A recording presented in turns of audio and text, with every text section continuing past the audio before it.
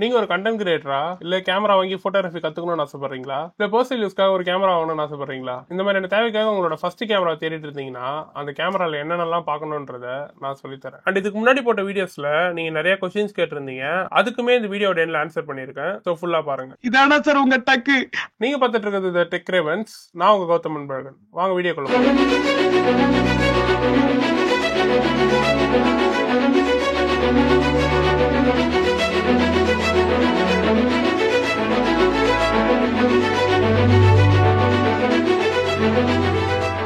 இதுல ஒரு 4-5 டாபிக்ஸை பத்தி பேச போறதுனால எல்லா டாபிக்ஸை பத்தியும் ரொம்ப இன்டெப்தாலாம் எக்ஸ்பிளைன் பண்ண முடியாது. உன் பேச்சுல திமிர் தெரியுதே. அப்படியெல்லாம் ஒண்ணும் இல்லடா. சில பேசிக்ஸ் மட்டும் தான் சொல்றேன். ஒருவேளை உங்களுக்கு அதுல எதையாவது பத்தி ரொம்ப கிளியரா தெரிஞ்சுக்கணும்னா கீழே கமெண்ட் பண்ணுங்க. கண்டிப்பா நான் அதுக்கான ஒரு வீடியோவும் போடுறேன். ஒரு கேமரா சூஸ் பண்றதுக்காக யூடியூப்லயோ கூகுள்லயோ சர்ச் பண்ணீங்கன்னா ஏகப்பட்ட விஷயத்தை காமிச்சு உங்களை ரொம்பவே கன்ஃபியூஸ் பண்ணுவாங்க.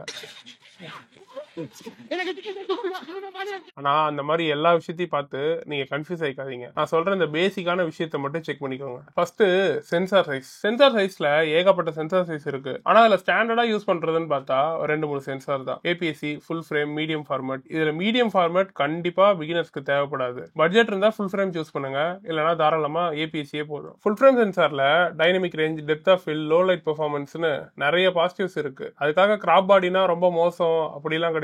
நீங்க பாக்குற நிறைய படமே சூப்பர் 35ல ஷூட் பண்ணதுதான். சூப்பர் 35னா ஆல்மோஸ்ட் ஒரு கிராப் சென்சாருக்கு ஈக்குவலண்டான சைஸ் தான். அடுத்து mega pixels. Mega pixels count நிறைய ஃபேக்டர் பொறுத்து வேரி ஆகும். இதுக்கு ஒன்லைன்ல ஆன்சர் பண்ணணும்னா ஸ்டாண்டர்டா ஒரு 24 மெகா பிக்சல் நிறைய தேவைக்கு போதுமானதாவே இருக்கும். மெகா பிக்சல்ஸ் எதுக்கு ஹெல்ப் பண்ணணும்னு சின்னதா பாத்துடலாம். சோ உங்களுக்கு எத்தனை மெகா பிக்சல்ஸ் தேவைப்படும் நீங்களே சூஸ் பண்ணிக்கலாம். ஃபர்ஸ்ட் விஷயம் இமேஜோட டீடைல். மெகா பிக்சல்ஸ் அதிகமா இருந்தா இமேஜ்ல இருக்க டீடைல்ஸும் அதிகமா இருக்கும். செகண்ட், இமேஜ போஸ்ட்ல கிராப் பண்றதுக்கு ரொம்பவே ஹெல்ப் பண்ணும். தேர்ட், மெகா பிக்சல்ஸ் அதிகமா இருந்துச்சுன்னா இண்டிவிஜுவல் பிக்சல்ஸோட கவுண்ட்டும் அதிகமா இருக்கும். சோ உங்களுக்கு லோ லைட்ல நிறைய நாய்ஸ் இருக்க மாதிரி இருக்கும். சோ நீங்க ஜென்ரலா போட்டோஸ் அண்ட் வீடியோஸ் எடுக்க போறீங்க, நான் ரொம்ப பெருசாலாம் பிரிண்ட் பண்ண மாட்டேன், பிரிண்ட் பண்ணாலுமே ஸ்டாண்டர்டான சைஸ்ல தான் பண்ணுவீங்கன்னா கண்ணை மூடிட்டு மற்ற ஆஸ்பெக்ட்ஸை மட்டும் செக் பண்ணிட்டு நீங்க எந்த கேமரா வேணா சூஸ் பண்ணலாம். ஏன்னா உங்க யூஸ் கேஸ்க்கு ஒஸ்டா பெர்ஃபார்ம் பண்ற மாதிரியான கேமரா எனக்கு தெரிஞ்சு இல்ல நான் நிறைய கிராப் பண்ணுவேன் அண்ட் பெரிய சைஸ்ல எல்லாம் பிரிண்ட் பண்ணுவேன்னா நீங்க ஹையர் மெகா பிக்சல்ஸ் இருக்க கேமரா சூஸ் பண்றதா best. Third, low light performance. நான் நிறைய லோ லைட்ல மட்டும்தான் ஷூட் பண்ணோம்னா நீங்க கண்டிப்பா மெகா பிக்சல்ஸ் கம்மியா இருக்கிற ஒரு கேமரா தான் சூஸ் பண்ணணும். ஆனா இதுலயுமே ஒரு பிரச்சனை இருக்கு. என்னதான் லோ மெகா பிக்சல்ஸ் இருக்க சென்சார் லோ லைட்ல பெஸ்டா பெர்ஃபார்ம் பண்ணாலும் அதே அளவுக்கு உங்களுக்கு இமேஜோட டீடைல்ஸுமே கம்மியா தான் இருக்கும். சுத்தமா டீடைல்ஸ் இருக்காது அப்புறம்னு கேட்டீங்கன்னா அப்படிலாம் இல்ல, இமேஜ் குவாலிட்டி நல்லா இருக்கும். ஆனா நீங்க எடுத்த ஃபுட்டேஜ அப்படியே யூஸ் பண்ற மாதிரி இருக்கும். ஒருவேளை நீங்க போஸ்ட்ல ஜூம் பண்ணணும் இல்ல கிராப் பண்ணணும்னு நினைச்சீங்கன்னா அதுக்கு தேவையான ஃபிளெக்சிபிலிட்டி உங்க ஃபுட்டேஜ்ல இருக்காது. ஃபார் எக்ஸாம்பிள் நீங்க சோனியோட A7R3யும் A7S3யும் கம்பேர் பண்ணீங்கன்னா 4K 24 ஃப்ரேம்ஸ்ல A7R3யோட ஃபுட்டேஜ் உங்களுக்கு ரொம்ப கிறிஸ்ப் அண்ட் கிளியரா இருக்க மாதிரி இருக்கும். ஸோ இதுல நீங்க தான் முடிவு பண்ணணும் உங்களுக்கு டீடைல்ஸ் முக்கியமா இல்ல லோ லைட் பெர்ஃபார்மன்ஸ் முக்கியமானு. அண்ட் நீங்க வீடியோக்காக ஒரு கேமரா சூஸ் பண்றீங்கனாலுமே முடிஞ்ச அளவுக்கு மெகா பிக்சல்ஸ் கம்மியா இருக்க கேமராவே சூஸ் பண்ணுங்க. ஏன்னா ஹை மெகா பிக்சல் சென்சார்ஸ்ல நிறைய டீடைல் இருக்கும். அந்த எல்லா டீடைலுமே ரைட் பண்றதுக்கு ரொம்ப பவர்ஃபுல்லான ப்ராசஸர் வேணும். அந்த பவர்ஃபுல்லான ப்ராசஸர் என்ட்ரி லெவல் கேமராஸ்ல கண்டிப்பா இருக்காது. இது மட்டும் இல்லாம ரோலிங் ஷட்டர் மாதிரியான ப்ராப்ளமும் வரும். அண்ட் ஹை மெகா பிக்சல்ஸ் இருந்துச்சுன்னா குறிப்பிட்ட வீடியோ ஃபார்மேட்லயும் ஃப்ரேம் ரேட்ஸ்லயும் கண்டிப்பா உங்க கேமரா கிராப் பண்ணி தான் ரெக்கார்ட் பண்ணும். அப்படி ஒருவேளை கிராப்பே பண்ணலனாலும் பிக்சல் பின்னிங் இல்ல லைன் ஸ்கிப்பிங் இந்த மாதிரி ஏதாவது யூஸ் பண்ணுவாங்க. இது மூணுத்துல எது பண்ணாலுமே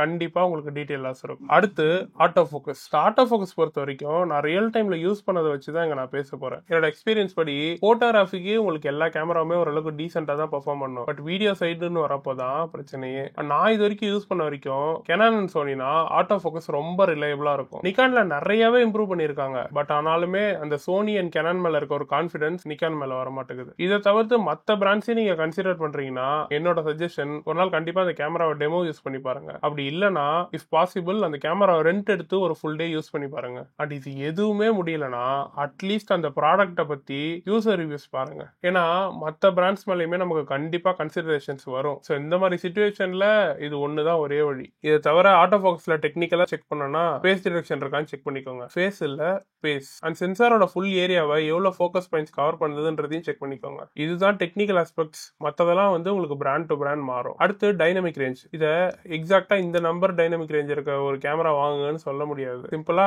நம்பர் அதிகமா இருந்தா பெர்ஃபார்மன்ஸ் நல்லா இருக்கும். சோ உங்க பட்ஜெட்ல உங்க கிரைட்டீரியாஸ்குள்ள வர கேமராஸ் எல்லாம் சூஸ் பண்ணிட்டு அதுல எது டைனமிக் ரேஞ்ச் ஹையா இருக்கோ அந்த கேமராவை நீங்க கன்சிடர் பண்ணலாம். ஆனா அந்த டைனமிக் ரேஞ்ச் அதிகமா இருக்கிறதுனால நம்மளால ஷேடோஸ்ல இருந்தோ ஹைலைட்ஸ்ல இருந்தோ நிறைய டீடைல்ஸை புல் பண்ண முடியும். அடுத்து video resolution and frame rate. இப்போ வர ஆல்மோஸ்ட் எல்லா லேட்டஸ்ட் கேமராஸுமே 4Kல ஷூட் பண்ணோம். இருந்தாலும் ஒரு வாட்டி செக் பண்ணிக்கோங்க. அண்ட் நீங்க மெயினா பார்க்க வேண்டியது ஃப்ரேம் ரேட்ஸும் அண்ட் அந்த ஃப்ரேம் ரேட்ஸ்க்கான கிராப் ஃபேக்டரும் தான். ஏன்னா எல்லாரும் இந்த கேமரா 4Kல 60ல ஷூட் பண்ணோம், 1080ல 240 ஃப்ரேம் ஷூட் பண்ணணும்னு ஈஸியா சொல்லிடுவாங்க.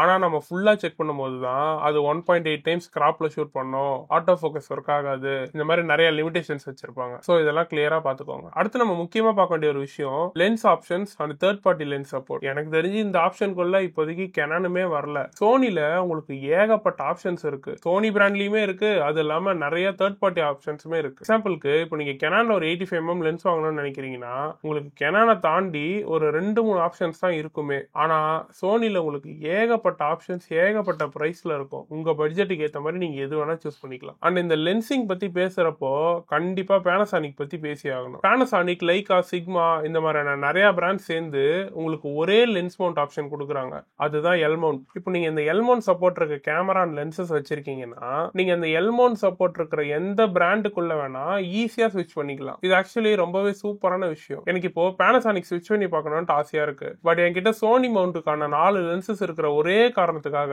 நான் இப்போ ஸ்விட்ச் பண்ணாம இருக்கேன். இது ஸ்விட்ச் பண்றதுக்கு மட்டும் இல்ல, இப்போ நமக்கு போட்டோகிராஃபிக்கு ஒரு பிராண்ட்ல இருக்க கேமரா பிடிச்சிருக்கலாம், அட் த சேம் டைம் வீடியோகிராஃபிக்கு வேற பிராண்ட்ல இருக்க கேமரா பிடிச்சிருக்கலாம். இப்போ நீங்க கெனான், சோனி, நிக்கான் மாதிரியான பிராண்ட்ல எடுத்தீங்கன்னா நீங்க இதுக்கு தனியா செட் ஆஃப் லென்சஸ் வாங்கணும், அதுக்கு தனியா செட் ஆஃப் லென்சஸ் வாங்கணும். இதுவே அந்த 2 கேமராக்கும் எல் மவுண்ட் சப்போர்ட் இருந்தா உங்ககிட்ட இருக்க லென்சஸ் நீங்க அப்படியே வச்சுக்கலாம், பாடி மட்டும் எக்ஸ்ட்ரா வாங்கினா போதும். லாஸ்டா பேட்டரி, இது எல்லாருக்கும் தெரியும், இருந்தாலும் ஒரு வாட்டி பேசிக்கா சொல்றேன், செக் பண்ணிக்கோங்க. பேட்டரி என்ன கெப்பாசிட்டின்றதை செக் பண்ணிக்கோங்க. அண்ட் எவ்வளவு நம்பர் ஆஃப் ஷார்ட்ஸ் எடுக்க முடியும்ன்றதையும் செக் பண்ணிக்கோங்க. அண்ட் பேட்டரியோட ஃபார்ம் ஃபேக்டரையும் செக் பண்ணிக்கோங்க. ஒருவேளை நீங்க கிராப் சென்சார்ல இருந்து ஃபுல் ஃப்ரேம் அப்கிரேட் ஆகுறீங்க, இல்ல நீங்க வச்சிருக்க கேமராவோட பெரிய கேமராக்கு அப்கிரேட் ஆகுறீங்கன்னா ரெண்டுத்துலயும் உங்களுக்கு ஒரே ஃபார்ம் ஃபேக்டர்ல பேட்டரி இருந்துச்சுன்னா உங்களுக்கு அது ரொம்ப ஹெல்ப்ஃபுல்லா இருக்கும். இது கண்டிப்பா வேணும்னு அவசியம்லாம் இல்ல, இருந்தா நல்லா இருக்கும். இதை தவிர கேமரால பாக்குறதுக்கு எந்த விஷயமே இல்லையா அப்படின்னு கேட்டீங்கன்னா கண்டிப்பா இருக்கு. ஆனா ஒரு பிகினரா சூஸ் பண்றப்போ நீங்க இதை மட்டும் மெயினா பார்த்தாலே போதும். மத்த எல்லா விஷயத்தையும் தெரிஞ்சுக்கிட்டு அந்த விஷயம்லாம் என்னென்ன பண்ணுன்னு தெரிஞ்சு நீங்க ஒரு கேமரா சூஸ் பண்றதுக்குள்ள